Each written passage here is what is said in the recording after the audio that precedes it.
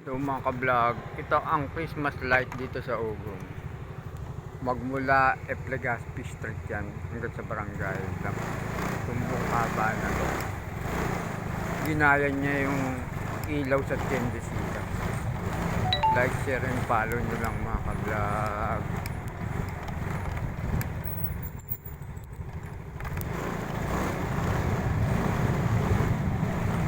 Ganda, ilaw. Diba? Ayan, at ang bahay Kuwago. Ito ang rebulso ng bahay Kuwago. Diyan nagtago ang mga katipin, mga sundalong laban sa hapon.